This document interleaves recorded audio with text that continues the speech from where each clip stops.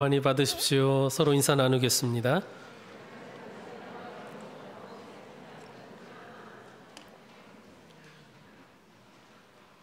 네, 이 시간 우리 주님의 크신 은총이 여러분 모두에게 가득하시기를 축원합니다.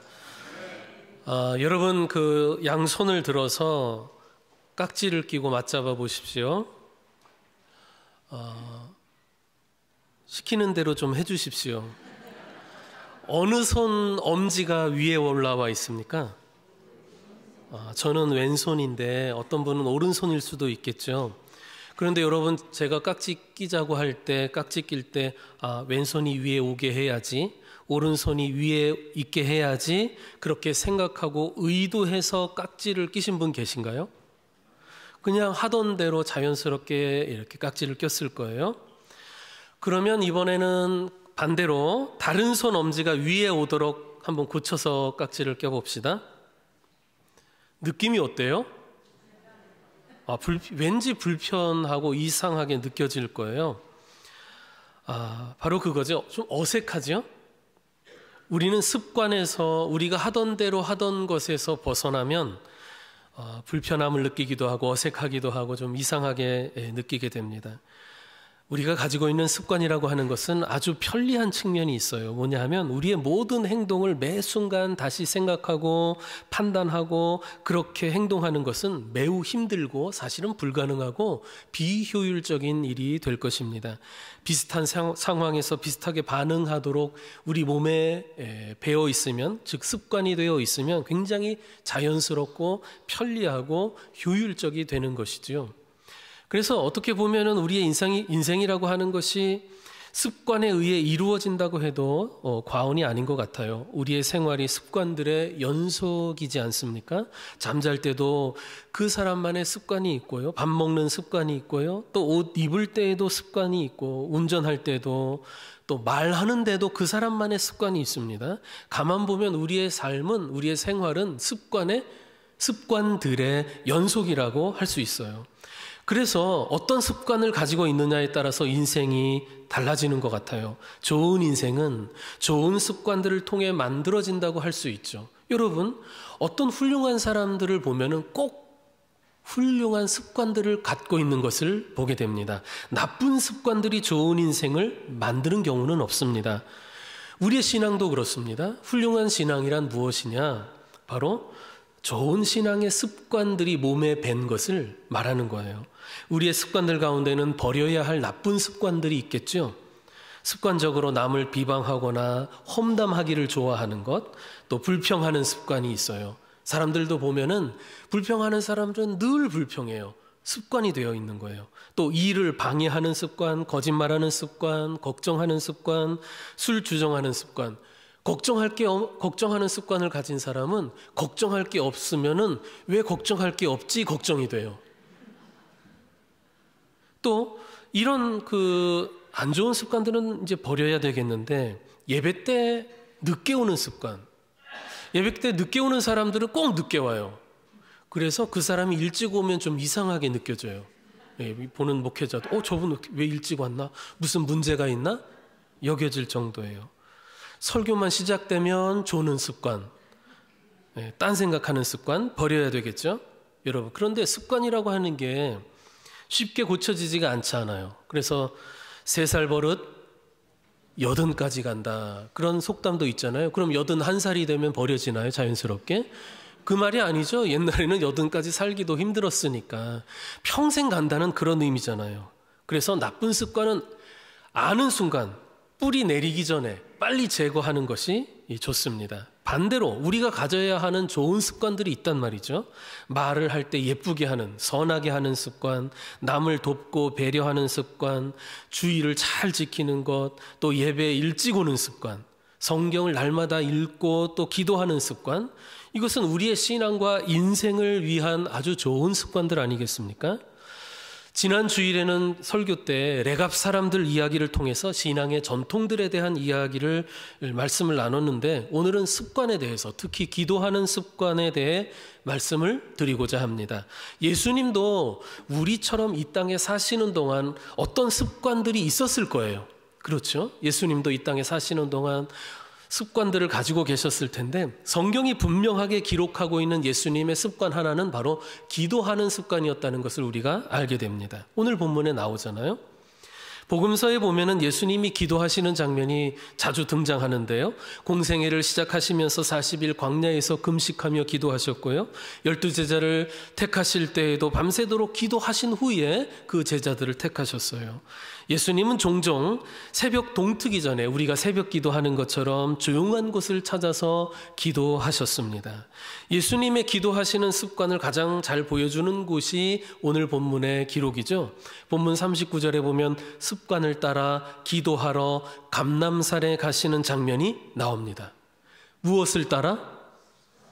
네, 대답할 때 대답하셔야 돼요. 무엇을 따라?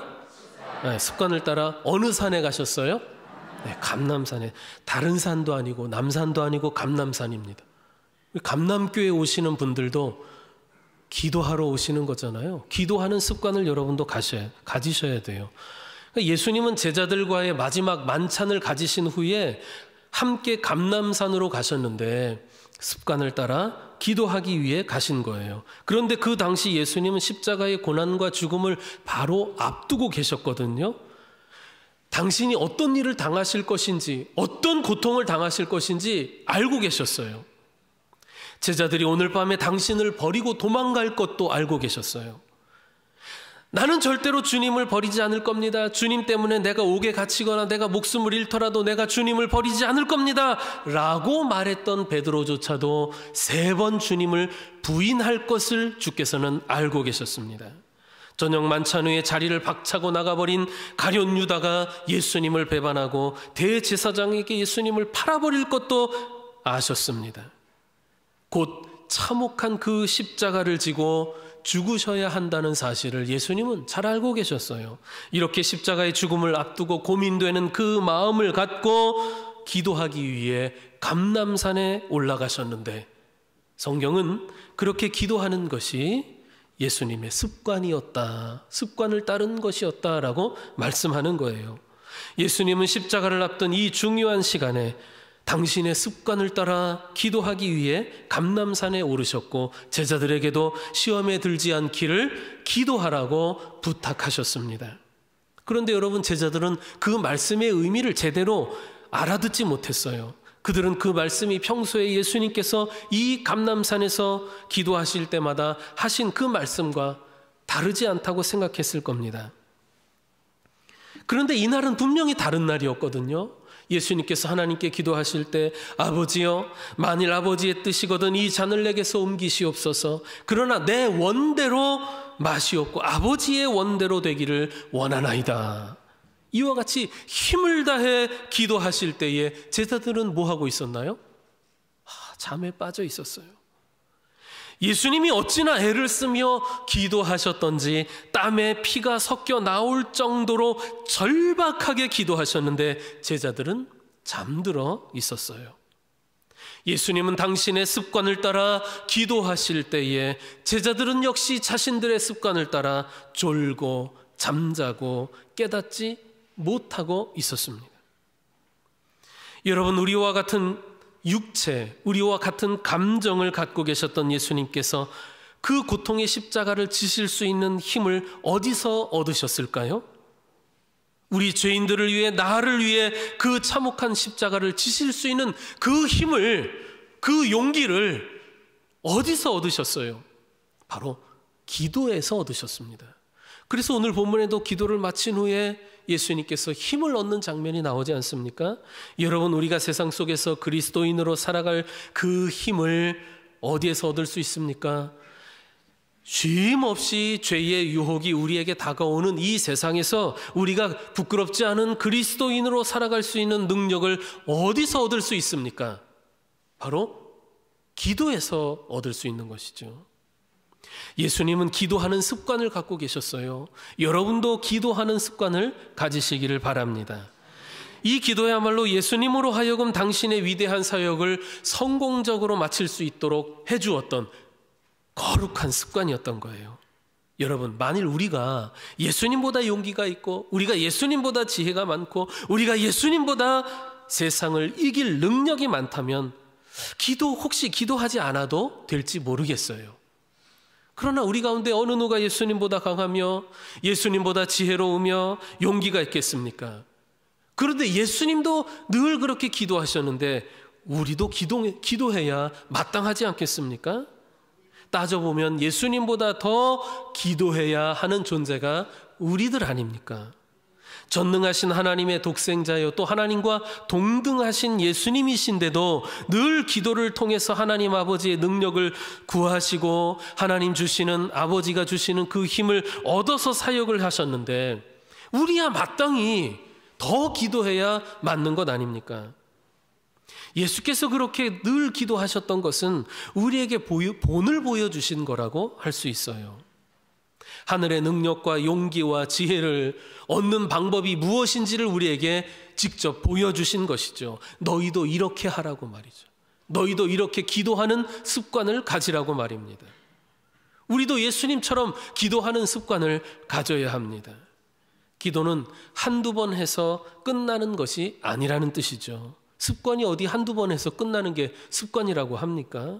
습관이라는 말 자체가 뭐예요? 우리의 삶과 우리의 생활의 일부분으로 들어와서 몸에 배어있는 것을 습관이라고 하지 않습니까? 특별히 기도하는 날이라 기도하러 가고 어떤 어려운 문제를 당해서 그때에만 기도하러 가는 것을 우리가 습관이라고 하진 않죠. 그런 것은 특별 행사라고 하는 겁니다. 생활의 일부분이 되어 있을 때 우리가 습관이라고 하는 거예요. 그러므로 여러분, 기도하는 것은 우리의 습관이어야 합니다. 우리에게 특별 행사가 되어서는 안 되고 우리의 습관이어야 합니다. 할렐루야. 기도하는 습관을 갖는 성도 여러분 되세요. 여러분, 다니엘 아시죠? 젊은 나이에 바벨론의 포로로 끌려갔으나 그곳에서 높은 관리로 등용되었던 사람이요. 근데 단지 바벨론에서뿐만이 아니라 바벨론을 무너뜨린 페르시아 제국에서도 가장 높은 자리, 총리 대신의 자리에까지 오른, 말하자면 아주 입지전적인 인물이라고 할 수 있죠. 생각해보면 정말 대단한 일이 아닐 수 없어요. 여러분, 정권만 바뀌어도 중요한 자리에 앉았던 사람들이 다 교체되고 물갈이 되잖아요. 다 그러잖아요. 그런데 다니엘은 정권만 바뀐 것이 아니라 나라가 바뀌었는데도 불구하고 총리라고 하는 아주 중요한 자리에 계속해서 등용되었던 아주 탁월하고 특별한 인물이라고 할 수 있어요. 다니엘이 처세술이 뛰어났거나 운이 좋아서가 아니었습니다. 하나님께서 그를 그렇게 사용하신 건데 믿을만 하니까요. 왜 다니엘이 믿을만 했을까요? 그는 누구보다도 하나님을 신뢰하고 경외했던 경건한 사람이었는데 어떻게 그가 그런 사람이 될 수 있었을까요? 다니엘이 얼마나 철저한 사람이었는지를 잘 보여주는 기록이 다니엘서 6장에 나옵니다. 이야기는 이렇습니다. 다니엘이 항상 높은 직위에 있으니까 다니엘을 시기하는 사람들이 있었을 거 아니에요. 다니엘을 시기하는 대적들이 다니엘을 함정에 빠뜨려서 제거할 계략을 짜게 됩니다. 바로 그때 다니엘의 한 가지 습관을 이용해서 그를 함정에 빠뜨리려고 하는 거예요. 다니엘에게 어떤 습관이 있었냐면 매일 3번씩 자기 집에서 예루살렘을 향해 창문을 열고 무릎을 꿇고 하나님을 향해 감사의 기도를 드리는 습관이 있었습니다. 늘 하나님께 기도하는 습관이 있었어요. 적들이 바로 그거를 이용한 건데요. 다니엘을 시기하던 사람들은 왕에게 나아가서 한 가지 법령을 제정해달라고 제안을 하고 승인을 받게 됩니다. 앞으로 한 달간은 왕 이외에 그 어떤 존재에게도 신에게도 사람에게도 기도하는 것을 법으로 금지해 주십시오. 그와 같은 내용의 법령이었죠. 만일 이 법을 어기면 사자굴에 던져 사자밥이 되게 해야 합니다라는 것이었어요. 왕은 그 법령이 다니엘을 죽이려고 하는 자들의 계략이라는 것을 미처 알지 못한 채 승인을 합니다. 도장을 찍어줘요. 다니엘은 이 법령이 공포된 후에 어떻게 하지요? 한 달간 금지령이니까 한 달만이라도 기도하지 않으면 되지 않겠습니까? 아니면은 기도를 해야 되겠다면 다른 방식으로 지금까지와는 다른 방식으로 몰래 다른 곳에서 숨어서 기도하면 되지 않겠습니까? 그런데 다니엘은 그렇게 하는 것을 하나님을 향한 신앙에 대한, 자기 신앙의 정절에 대한 아주 중요한 도전으로 여겼던 것 같아요. 그냥 매일 해오던 대로 하루 3번 예루살렘을 향해 무릎 꿇고 하나님께 기도드리는 것, 그냥 한 달 정도면 좀 쉬거나 다른 방식을 취해도 좋지 않을까, 인간적으로 생각해 보면 그럴 만한데, 다니엘은 거기에다가 목숨을 걸었어요. 목숨을 걸었어요. 죽으면 죽으리라, 이거 하다가 죽으면 죽으리라 목숨을 걸었는데 하나님이 그의 목숨을 살려주셨어요. 그렇죠? 금령을 어긴 죄로 체포되어 다니엘이 사자굴에 던져지지 않습니까?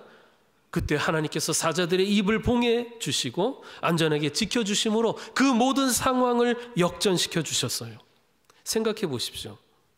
목숨을 걸고 하나님을 향한 경배와 기도를 포기하지 않았던 다니엘을 하나님이 어떻게 보셨을까요? 하나님이 감동하셨을 것 같아요. 어여쁘게 보시지 않았을까요? 한 가지, 다니엘을 죽이려고 했던 이 대적들의 입장에서 한번 생각해 봅시다. 더 놀라운 것 같아요. 뭐냐 하면 이 사람들이 생각했다는 거 아니에요. 다니엘이라면 이렇게 금지령을 내려도 기도하는 일을 멈추지 않을 것 같은데 하니까 이런 함정을 만든 거 아니겠습니까? 그만큼 다니엘이 철저하게 기도하는 그 습관을 지켰다는 것, 그 대적자들도 인정하고 있었다는 거예요. 저 다니엘은 법으로 막아도 기도하는 걸 포기하지 않을 사람이다 라고 상대방들도 생각했다는 거죠. 적들도 인정하는 습관이었던 거예요. 다니엘도 그 법령이 대적자들의 계략이었다는 것을 알고 있었을 거예요. 나를 해치려고 하는 적들의 계략이다. 그러면 그들의 속셈을 아니까 한 달간 기도를 쉬어도 되잖아요. 아니면 다른 방식으로 몰래 해도 되는 거잖아요. 그런데 여기에 다니엘은 목숨을 걸었어요. 신앙의 도전으로 여겼어요. 내가 차라리 죽을지언정 내가 그동안 하나님을 섬겨왔던 나의 방식, 내가 하나님께 기도했던 이 습관을 내가 멈추지 않겠다. 이것 때문에 내가 해를 입는다면 차라리 입겠다. 결심을 한 거잖아요. 마치 어떤 전쟁처럼 그는 여겼던 것 같아요.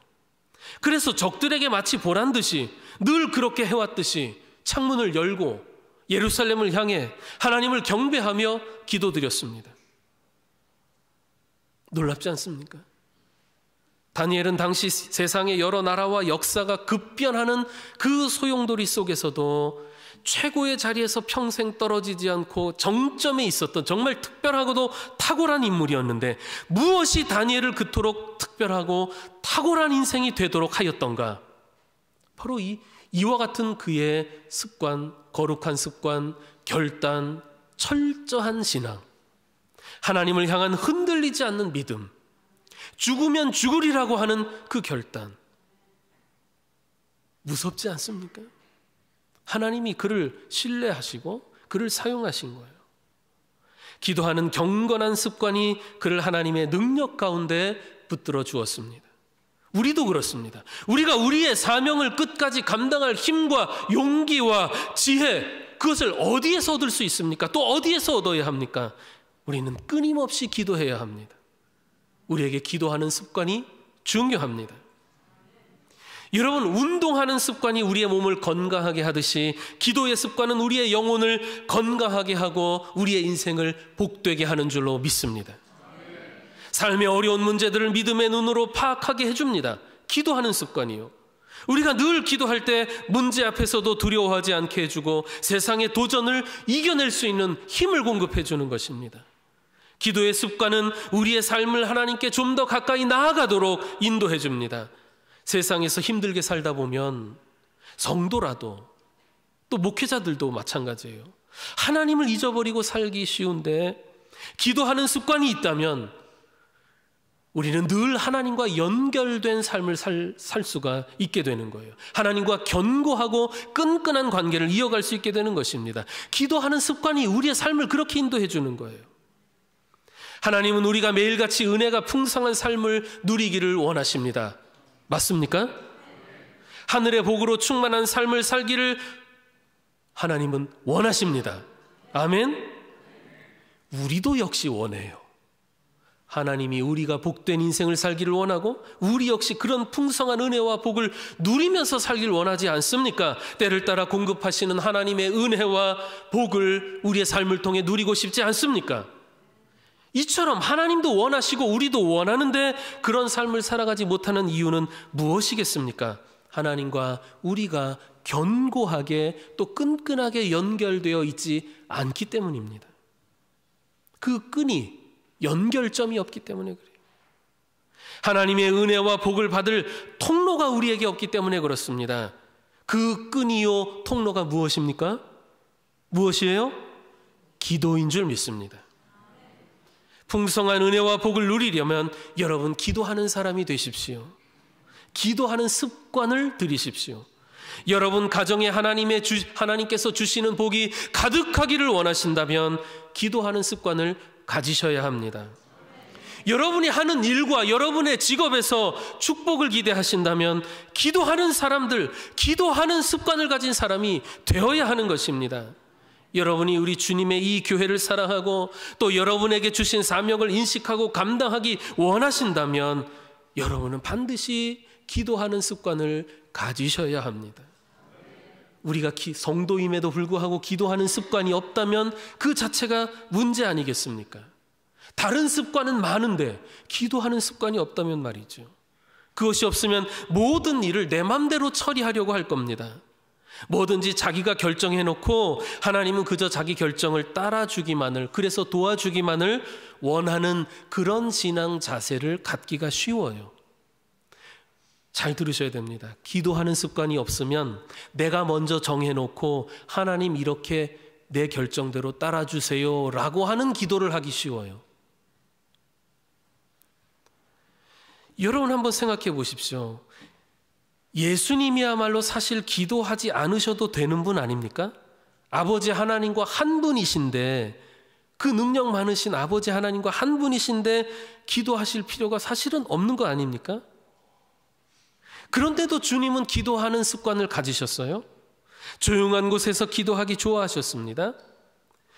그 기도는 뭐냐 하면 아버지 하나님과 주파수를 맞추는 거예요.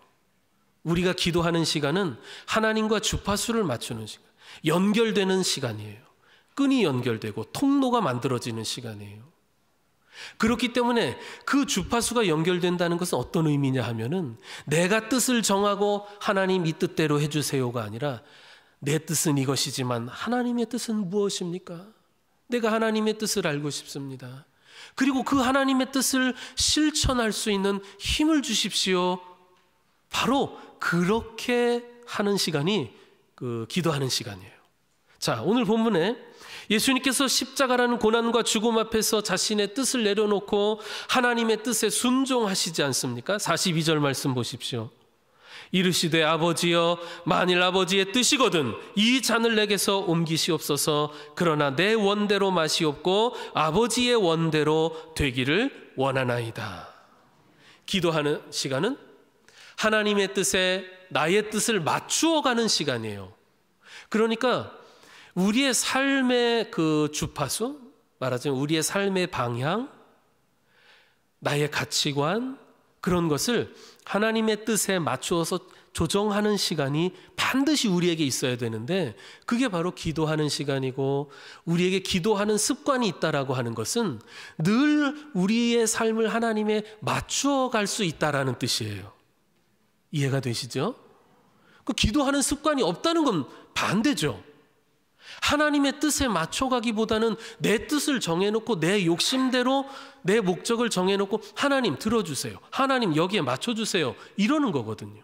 이런 기도밖에 안 나오게 돼요. 여러분 모두는 기도하는 습관을 가지시기를 바랍니다.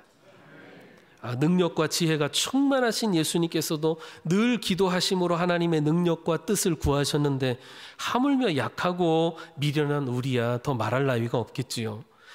그런데 여러분, 좋은 습관을 만드는 데에는 많은 노력과 시간이 필요해요. 왜냐하면 습관이라는 것은 어떤 동일한 행동이 지속적으로 반복될 때 형성되는 것 아니겠습니까? 기도하는 습관도 마찬가지예요. 신앙의 거룩한 습관을 가진다고 하는 것이 하루 이틀에 되는 문제가 아니에요. 오랫동안 해야 돼요. 반복적으로 해야 됩니다. 여러분, 기도하는 습관을 들인다고 했을 때 이렇게 해보면 어떨까요? 기도의 작은 습관부터 만들어 갔으면 좋겠어요. 예를 들자면 가장 먼저는 식탁에 앉아 식사 기도를 하는 것부터 시작해도 좋습니다. 나 식사 기도 늘 하는데요. 정말 하세요? 정말 그 식사 시간에 하나님께 마음을 들여서 감사를 드립니까? 그리고 어떤 음식이 내 앞에 있어도 아주 자연스럽게 그리고 당연하게 머리가 숙여지고 이것을 주신 하나님께 감사드릴 수 있다면 그게 기도하는 습관의 작은 실마리가 될 수 있을 거예요. 거기에 조금씩 우리의 습관을 만들어가는 거예요. 새벽 기도의 시간을 한번 생각해 볼까요? 새벽 기도회는 기도하는 습관을 들일 수 있는 정말 좋은 시간이자 방법인 것 같아요. 처음에는 몸이 힘들죠? 그리고 기도도 잘 되지 않을 거예요. 저도 젊어서 목회할 때 누가 이 새벽 기도 만들어서 이렇게 힘들게 하나 막 그렇게 생각했었는데 나이 들고 보니까 새벽 기도처럼 좋은 게 없어요. 네. 습관이 되게 해주거든요. 근데 우리 교회 성도들의 생활 여건상 교회에 모여서 새벽 기도회 하는 것 쉽지 않습니다. 제가 압니다. 그렇다면 하루 중 여러분이 기도하기 가장 좋은 시간을 정해서 그날은 기도하는 시간이에요. 1분도 좋고 2분도 좋고. 단 지속적으로 꾸준히 할 때 습관이 되는 겁니다. 지속적으로 꾸준히. 어떻게든 성도는 기도하는 습관을 들여야 해요. 그게 중요합니다. 그래서 저는 생각해 보기를 왜 우리 생활도 습관들의 반복이잖아요. 차 타는 것도 밥 먹는 것도 잠 자는 것도 누구를 만나서 일하는 것도 다 반복인데 우리에게 들여져 있는 기존의 습관들에 그 일을 시작할 때 기도를 덧붙이는 기도로 시작하는 습관을 들인다면 좋지 않을까. 그러니까 기존에 있던 습관에 기도하는 습관을 붙여버리는 거예요. 밀착시키는 거예요. 이해가 되시나요? 네.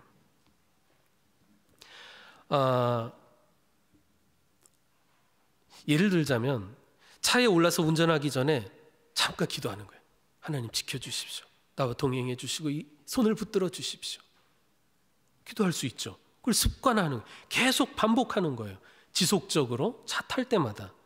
엄마가 혹은 아내가 음식을 준비할 때 기도로 준비해 보세요. 음식을 하면서 음식하면서 아유 저 인간 많이도 먹어. 난 맨날 이거 밥만 하고 있나. 아유 그만했으면 좋겠는데 뭐 그렇게 하면서 음식을 만드는 거 하고 주님이 이 음식을 통해 이 남편이 우리 자녀들이 건강하게 하시고 복을 받게 하옵소서 이렇게 기도하고 음식을 준비하는 거하고 다르지 않을까요? 누구에게 다를까요? 본인에게 다를 겁니다. 가족들에게 뿐만 아니라 본인 자신에게 다를 거예요. 그리고 자녀들이 등교할 때나 잠자리에 있을 때 축복해주는 기도의 습관 들일 수 있겠죠. 여러분이 출근할 때 회사에 들어가서 의자에 탁 앉았을 때 아이고 오늘도 또 이 하루가 시작이 그렇게 하지 말고 기도로 잠깐 일을 시작한다면 어떨까요? 분명히 우리가 생각을 해본다면 곳곳에 기도하는 습관을 들일 수 있는 기도할 수 있는 그런 장면들이 분명히 생각날 것입니다.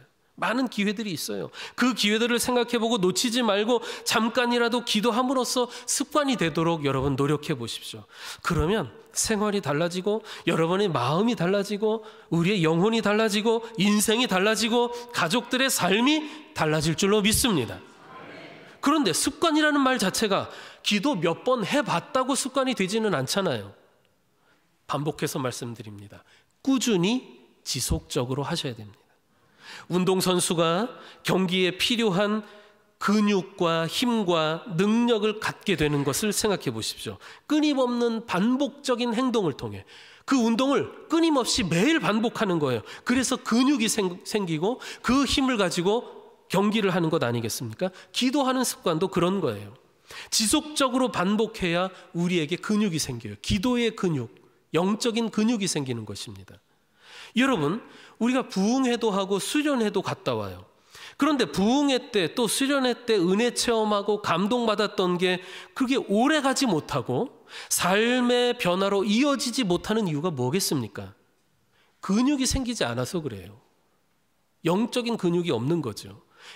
헬스클럽에 가서 하루 정말 찐하게 운동했다고 해서 멋진 근육이 생기지는 않지요.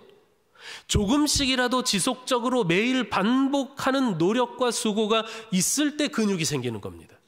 우리의 영적인 근육도 그런 것입니다. 기억하십시오. 우리의 마음은 자꾸만 게으름에 빠지도록 우리를 유혹하거나 또 변명해 주기 쉬워요. 야, 내일부터 해. 오늘은 쉬고 내일부터 해. 오늘은 설 명절이잖아. 내일부터 해. 앞으로 시간이 많이 있는데 뭘 그래. 오늘만 날이냐. 뭐 그리 성급하게 하려고 그래. 뭐 이런 생각들을 하게 만든단 말이죠. 그래서 우리에게 있는 아주 나쁜 습관이 뭐냐면 미루는 습관이에요. 그 미루는 습관 때문에 우리는 거룩한 습관을 갖지 못하는 경우가 많아요. 기도하는 습관을 가질 수 없는 거죠. 성도 여러분, 우리는 예수님의 거룩한 습관을 본받아야 합니다.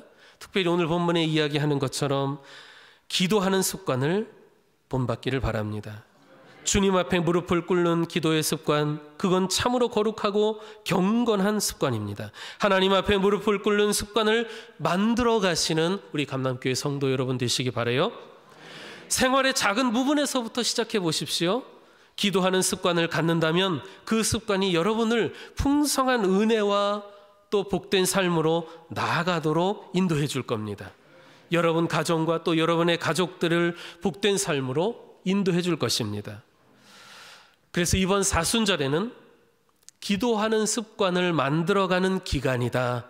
이렇게 생각하고 노력하고 또 생각해보고 지속적으로 반복해보는 사순절이 되었으면 좋겠어요. 그래서 이 사순절 기간 동안 우리는 기도하는 습관을 갖게 되었다라고 그렇게 고백할 수 있었으면 좋겠습니다. 주님의 은총이 여러분에게 함께 하시기를 축원합니다. 기도합시다. 거룩하신 하나님, 예수님처럼 그리고 다니엘처럼 우리도 기도하는 습관을 갖기를 원합니다. 기도하는 일이 우리 생활에 밀착되어서 자연스럽게 기도하는 습관이 되도록 성령께서 우리를 도와주시옵소서. 그리하여 우리의 인생이 복되게 변화되고 우리의 가정과 교회가 그 하나님의 능력을 힘입어 부흥하는 역사가 일어나게 하옵소서. 예수님의 이름으로 기도드립니다. 아멘.